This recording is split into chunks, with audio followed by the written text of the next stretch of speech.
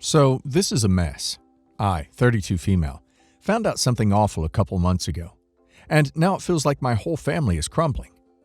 My sister, Emily, 34 female, has been married to John, 36 male, for 7 years.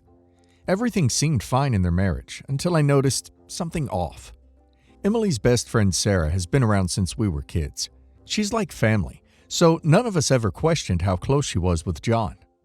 But I started seeing things. At first, it was small stuff, like how John and Sarah would sit together a bit too close during family gatherings, or how they had these little side conversations and inside jokes that Emily wasn't part of. It didn't sit right with me, but I thought maybe I was overthinking things. They were close friends after all, right?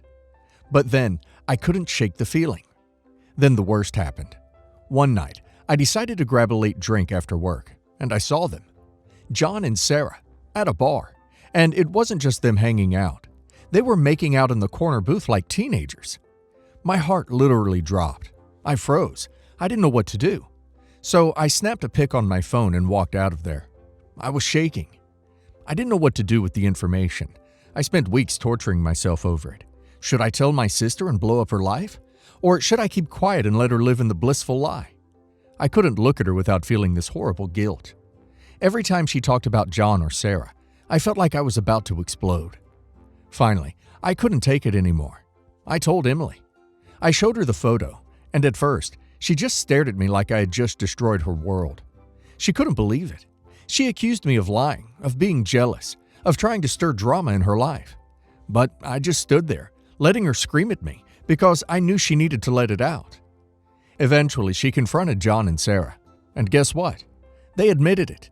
They'd been having an affair for 6 months behind her back. Emily kicked John out and is now moving forward with divorce. And as for Sarah, she's out of the picture. I thought Emily would hate me, but she actually thanked me for telling her the truth. She said she would have never known and felt like an idiot for missing the signs. But now my parents are pissed at me. Like absolutely furious. They think I ruined their marriage and didn't give them a chance to work it out. My dad told me, sometimes people can move on from affairs, but you left her no choice. They're acting like I wrecked their lives. My mom even said I should have kept it to myself, and that Emily could have worked things out if I hadn't intervened. Now the family is divided, and it feels like I'm the bad guy for telling the truth. I can't lie, it's been really hard. Emily's been leaning on me for support, but now I'm on bad terms with my parents, and it's all just a mess. I thought I was doing the right thing, but now I'm questioning if I made things worse. So, am I the a-hole for telling my sister about the affair? Should I have kept quiet? Your parents sound like they're speaking from experience. Is there anything they need to tell you about their past regarding infidelity? It was up to your sister and her husband to determine how they were going to handle it, like go to couples therapy, take a break, etc. The end result is not on you. Imagine how hurt your sister would be if she found out years later, and that you knew about it the whole time. Something tells me that your parents already knew about it. Not the a-hole, and it may be they have intimate knowledge of moving on from affairs, given they're targeting you instead of the perpetrators. Not the a-hole. She deserves to know the truth. She is your sister. Once a cheater, always a cheater. My father was a true a-hole. My parents had a very messy separation and divorce that spanned over the period of about 10 years. Through that time, my mother was awarded alimony and child support. I was the only minor child at the time, as my siblings are a little older. He was also my health insurance provider and would play a game of taking me on and off his insurance, just to further mess with her. So just imagine a single mom raising me. At this time, she has cancer, and I assume, a lot of medical debt while she keeps visiting doctors and tries to afford all the prescriptions and chemo. She's paying for an attorney at this time. For the icing on the cake, she isn't getting a drop from the alimony payments that she was awarded, because even when threatened with jail, he isn't paying it. I'm figuring out adulthood now, and my father recently died. As my inheritance, he left my siblings and I with some land that we are selling together. My mom communicates with me that she would like a portion of the money from the land sale. This is his money, and he owes her. I don't know exactly how much he owes her, probably a lot, so that makes sense. Only I'm a bit frustrated for 2 reasons. Firstly, my mom is financially fine now. She remarried, and I know his money isn't exactly her money, but he has been providing for her. They just remodeled their house together, and she drives his Tesla for heaven's sake. Meanwhile, I'm at the point in my life where I just finished school. My partner just bought a house and we're trying to save to replace our windows that don't latch. We're also talking about having kids soon. I love my mom and I don't want money to come between us, but I think her bitterness towards my father is why she wants this money. Even his death hasn't seemed to end things between them. Secondly, this inheritance will be divided between my siblings and I, and my mother only asked me for a portion of it. I'm sure one of my siblings would help pitch in, but another sibling doesn't have a relationship with her and will most certainly tell her, through me, to F off. So, am I being petty that this wouldn't be an even split? What are your thoughts? This happened to my aunt and she made a claim against the estate. She didn't even have to sue to get it. It was that clear-cut. A lawyer just sent a letter and invoice on her behalf, and the executor acknowledged that money was owed to her. I have two granddaughters, Rowan, 32, and Rachel, 28. Rachel has been estranged from us for about 6 or 7 years. I recently found out from a mutual friend that she heard that Rachel is married with kids. I was shocked at this news because Rachel was always such an outspoken and free-spirited girl, and I also felt sorrow at not being in her life during her important moments. I reached out and asked her to come over for dinner for the sake of her kids and me and her grandfather. She was hesitant, but gave me a specific date and told me she'd come then. I knew that we were also holding a small celebratory dinner for Rowan then, but I feared that Rachel might refuse, so I agreed. I told Rowan that her sister may come, and she agreed. Rachel came over with her husband and our two beautiful grandbabies, Samuel and Serena, both 8 months. Rowan was present, along with their mother and stepfather, and also their father. The dinner was superb, and no one fought. I thought it all went well. However, the next day, Rowan called to tell me that she was upset about the dinner and felt that her accomplishments were minimized. She felt like we only talked about Rachel's career and accomplishments and her new family, and that she felt inferior at her own celebration dinner. Here's where I was the a-hole. I told Rowan that I understood where she was coming from, but that Rachel had come back into our lives after so long, and that she is now slowly letting us in, and I don't want to ruin it. I told her that her grandfather and I also bought her an expensive present, new Tesla car, and that should be more than enough celebration for a single career accomplishment, and that there's more to come, which means more celebration dinners for her. Rowan hung up, still upset, and now in her phone calls, she still sounds upset. Was I being an a-hole? Edit. My husband said that I should include why Rachel is so estranged from us, due to the a-holes. Rowan was going through a lot of stuff a few years ago, and her career took a hit. She recently has gained traction again. Rowan was really down and tried to seek comfort, and unfortunately for Rachel, she sought comfort in Rachel's long-term boyfriend. Although my heart broke for Rachel, at the time, we ended up unknowingly focusing our energies on Rowan's downward spiral, and Rachel felt neglected. Their mother ended up supporting Rowan's now dissolved relationship with Rachel's ex, and that's when Rachel checked out of our lives. It was pretty much the last straw, since Rachel had felt neglected her whole life. Though her relationship with her mother and father may be beyond repair, our relationship with Rachel seems to be mending, and she is talking to us more. I feel like you guys need to learn how to balance having 2 granddaughters and not just one. You were the a-hole previously when you focused on Rowan to the exclusion of Rachel, and now you're like repeating history? I don't think you've learned from the past. Yes, the a-hole, all around. You focused on Rowan after she did what she did to Rachel. Rachel agrees to come back, and again, Rowan feels neglected, knowing that she agreed to Rachel being there, and you focus on Rowan's hurt feelings. Your explanation actually made it worse. Rowan apparently always wants attention on her and her accomplishments, and you did it again by mentioning the car and the other celebrations. You are working overtime to appease Rowan when she is the reason for the estrangement in the first place. It doesn't even appear that Rowan has shown any remorse for what she did. She should have been glad that her sister even agreed to be in the same city, much less the same room with her. To be honest, I wouldn't be surprised if Rachel knew there was a celebration for Rowan and deliberately chose that day to steal the spotlight, and I am glad that she did. She deserves the attention after all of you have made excuses for Rowan's actions. Think about the effort it took for Rachel to be in the same room with Rowan and all of you, and then decide if Rowan should be hurt. The answer would be a resounding no. Rowan not only broke the girl code, Rowan broke sister code and bond. Yet you made excuses for what she did. There is no excuse for her actions. Now you are trying to appease her hurt feelings. She should be groveling at her sister's feet. You and your family need to take a step back and really think about how you treat the two sisters. If you don't make some serious changes, you will lose Rachel and her family forever. Hello, my 25 female, fiance, 26 female, and I have been together for 6 years, and last year we got engaged. My fiance's middle sister was really lovely when I first met her, but let's say she's the favorite child, and everyone will bend over to make her any favors. Everything she asks, she must have it. My fiance has 2 older sisters, and now we're going to focus on the middle sis. Sister 2, 29 female, let's say. Sister 2 is always babied by everyone. By mother, Sister 1, 32 female, and even other relatives. My father-in-law, though, my fiance's dad, thinks all this babying is not normal.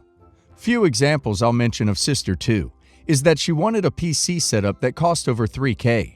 But despite the fact she has a stable income, she didn't want to pay for it straight away and demanded other people pay for it. She'd always complain about how her sisters make money and should help her out by buying her PC. My fiance helped her along with Sis 1 and got her the PC. Now Sister 2 owes both of them $3,000, $1,500 to my fiance and $1,500 to Sister 1. It's been 2 years since the PC was bought, and the money has not been given back to the sisters, despite that being the original agreement. That the sisters will help, but she'll have to pay the money back, and that the PC is not a gift. And she said okay. Example 2 is when my fiancé decided to propose to me. She did that with a very expensive ring. Sister 2 complained about the price of the ring my fiancé spent money on because she thinks that money could go to fund her new studio setup. My fiancé said proposing to me was more important than Sister 2's studio set, and that Sister 2 still owes money, so she shouldn't expect more. Have many more examples like these, but I'll mention the most recent one. Sister 2 wants to buy a Tesla car, which is obviously pricey. Fiancé and I are planning to buy a house in September, and we already have our funds aside. Sister 2 expects fiancé to give her money out of our house fund to help her buy a Tesla. Fiancé was thinking about it, but I was not having it. Told my fiancé she can't always give away money to her sister whenever she demands it, and that as a couple who's planning to get married, and we now have our finances together, she should consult me on that stuff. I told her that her sister is spoiled and has never paid back a penny from what she's borrowed and refuses to even pay for groceries in her own house. I'd have no problem giving money to Sister 2 if it was for an emergency, but a Tesla car, a studio, and a $3,000 PC don't seem like emergencies to me. Fiancé agreed with me and said she won't give her any more money. My mother-in-law then called fiancé and told her she's heartless for not helping out her sister. Fiancé told her that building a future with me is more important, and mother-in-law said that family comes first, and last time she checked, Sister 2 is fiancé's family, not me. So, am I the a-hole for interfering with their family matters when it's not my place? Excuse me? What? Not the a-hole, OP, and your fiancé should perhaps consider going to therapy to work on the situation your parents forced on her. Having a golden child in the family screws all relationships, and not only spoils one child, but also messes up the other's self-worth. The fact that your fiancé even considered such a thing is a problem. And if her family thinks it's normal to do that, perhaps going low contact for a time might help fiancé get her bearings straight. Not the a-hole. Your fiancé's sister is a spoiled brat. The level of entitlement is sickening, and your fiancé actually considering paying is terrible. And the fact that your fiancé's sister has a job, yet refuses to pay for her own crap, is tragically comical. Okay, so a little background info. My girlfriend and I are both 26. We met in college and both have our degrees. She is the first and only person in her family to attend and graduate with a bachelor's degree, and she did it with zero assistance from them. They have always been really weird, insecure about it, and often make negative comments about college, education in general. She worked very hard and is now a teacher. Last weekend, we attended a family dinner at her oldest sister and brother-in-law's house. Their daughter, girlfriend's niece, just graduated high school, and the topic of her attending college came up. So my girlfriend encouraged her to start taking classes at the local community college. Eventually, brother-in-law looks to us and says college is too expensive and is just a place for rich kids to party. Most of the family, including her mom, nods in agreement. I just say something along the lines of, "Yeah, the cost of college has become ridiculous." My girlfriend adds that it's also a great place to meet people and tells them how we met our best friends in college. To which brother-in-law responds, "You don't need to pay 15 grand a year to make friends." Girlfriend insists she's learned a lot in college and would not be who she is today without it, and we move away from the topic. Later in the night, we're all playing an apples to apples variant game, and the topic of college gets brought up by brother-in-law again. This time, he's obviously been thinking about it and launches into a rant about how the most successful people never went to college. Specifically, Steve Jobs, Bill Gates, and Elon Musk, saying how you don't need an education to start a successful business. Brother-in-law has a window tinting, car wrapping business, and how he makes way more than my girlfriend without a college degree, so it's a giant waste of time and money. When he finishes, I laugh at him and say, "Are you really comparing yourself to Steve Jobs and Bill Gates? I didn't know tinting windows was more important than teaching kids." He gets angry and accuses me of being jealous of him because I wasted my time and money on college. I said, "Why would I be jealous of your business when a 15-year-old with an X-Acto knife and a squeegee could steal all your clients tomorrow? If college isn't important, then why do you need a degree to work at Apple, Microsoft, and Tesla? I guess they think it's pretty important." Also, they did go to college, specifically Harvard and Stanford. They just dropped out to start their businesses. Then I say to girlfriend's niece, "Your dad's right though. You definitely don't need to go to college to learn how to tint windows." All hell broke loose, and now everyone is mad at me, including my girlfriend. I feel like I am the a-hole for mocking his profession, but at the same time, I really felt like he deserved it, and I am tired of them making petty digs at my girlfriend and me because we went to college. Girlfriend thinks I just should have kept my mouth shut and should apologize to him. Am I the a-hole? Good God, the balls you have to say that in front of your girlfriend's family. Everyone sucks here, though. Everyone sucks here. He went out of his way to insult you, and you went and insulted him right back. Everyone sucks here, but I get it. He insulted your girlfriend, and you got the last word. He's a jerk, and I feel bad that your girlfriend has accepted his behavior, and her whole family dogging her out for going to college. They sound like a whole family of a-holes that are jealous that she did it all on her own.